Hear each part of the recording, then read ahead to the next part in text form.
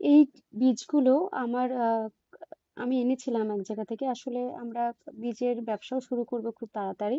তো সেই জন্য আমরা কি করেছি, স্যাম্পলিং করিয়েছি সবারকে। স্যাম্পলিং করানোর পর প্রচুর ভালো রেসপন্স, প্রায় আমরা 99% পজিটিভ রেসপন্স পেয়েছি। তো একটা বীজ বোধহয় খুব সম্ভবত আমার মায়ের তুলসী মণ্ডপের ওখানে পড়েছিল, আমি তখন এই দেখছিলাম আর কি। তো ভাবতেই পারিনি এখানে গাছটা উঠেছে। গাছটা আর তুলে এখান থেকে সরানো হয়নি, কারণ সারা বাড়িতে চুন সুরকির আহ সব ভাঙা ইট এগুলো রয়েছে, কোনো কাজ হচ্ছে। লঙ্কাগুলোর সাইজ দেখুন। তো মা আবার কি করলো, বিকেল বেলায় বাবাকে বললো যে সিঙ্গারা নিয়ে আসো।